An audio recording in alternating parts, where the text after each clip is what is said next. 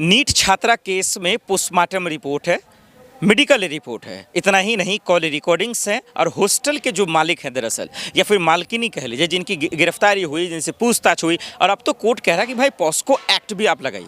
लेकिन इसके बावजूद अगर अब तक ये पता नहीं चल पाया है कि मुख्य आरोपी कौन है, उसका मास्टरमाइंड कौन है, किस किस ने चक्रव्यूह दरअसल जो है रचा और किस किस ने इस जाल को बिछाकर उस बच्ची की जान ले ली।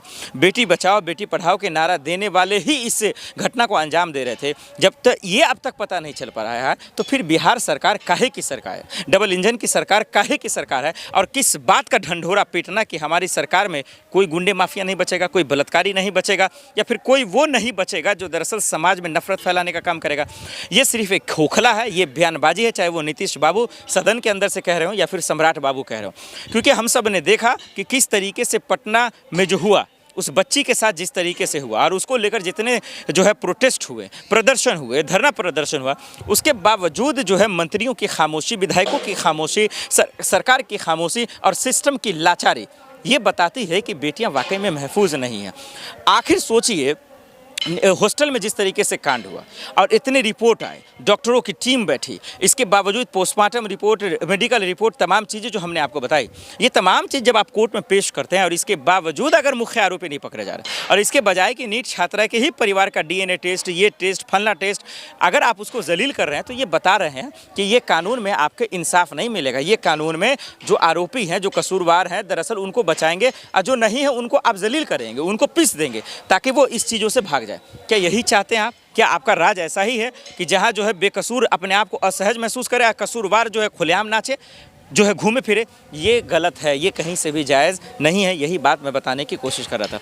दर्शकों, जिस तरीके से नीट छात्रा के साथ जो हुआ है वो यकीन मानिए बहुत दुखद है, वो बहुत परेशान करने वाला है।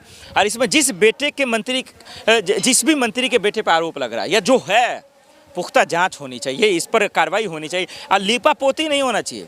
ये आरोप लगे कि अभी जब से CBI को ये कांड सौंप दिया गया तो कहा जाने लगा कि भाई साहब जो है दरअसल इस केस को उधर बदला जा रहा है, उस केस को उधर बदला जा रहा है। हेरा फेरी कर आप जो है मेन आरोपी को बचा तो लेंगे, लेकिन दरअसल उस मासूम के मासूमियत को कैसे बचाएंगे, उनके दुख को, तकलीफ को जो है कैसे जो है उनको भरेंगे आप? क्योंकि आज उनका परिवार डर में है, सदमे में है।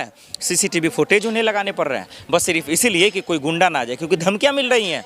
सोचिए, मतलब उनके बच्ची को मार दीजिए, दुष्कर्म कीजिए और उसके बाद जो है फिर आप क्या कीजिए, उनको धमकी भी दीजिए। यही आपका राज है, यही कानून का राज है। ये देखने को मिल रहा है कि बिहार में ये किस तरीके से बदमाशी, ये घिनौनापन, ये दरअसल सरकार की चालाकी, चतुराई सिर्फ कसूरवार लोगों को बचाने में पूरी तरीके से लगी हुई है। ये कहीं से भी जायज़ नहीं है।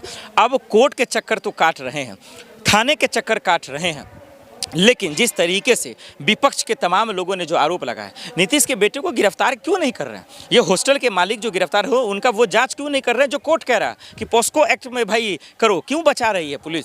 तो क्या वो दरअसल पावरफुल आदमी है, ज़मींदार आदमी है? उनके घर पे बुलडोजर नहीं चलेगा? आरोपी के घर पे बुलडोजर नहीं चलेगा? अरे सम्राट चौधरी जी, आप तो गृह मंत्री हैं वहाँ के, बिहार के। आप तो कह ही रहे हैं भाई कि जो भी होगा कोई बख्शा नहीं जाएगा, किसी को छोड़ा नहीं जाएगा। और आपने धर धर से बुलडोजर चलवा दिया लोगों का। लेकिन आप उनके घर पे चलवा दीजिए, उस हॉस्टल के मालिक के घर पे बुलडोजर चलाइए ना, जो आरोपी पकड़ेगा उसके घर पे बुलडोजर चलाइए। लेकिन नहीं चलाएंगे, इनके अंदर दम नहीं है, इनके गुर्दे में दम नहीं है। बस इनके दम यही है कि कोई अगर पार्टी का नेता हो और या फिर कोई MD टाइप का हो, अब्दुल टाइप का हो, तब तो बड़ी अच्छा से बदला ले लेंगे आप।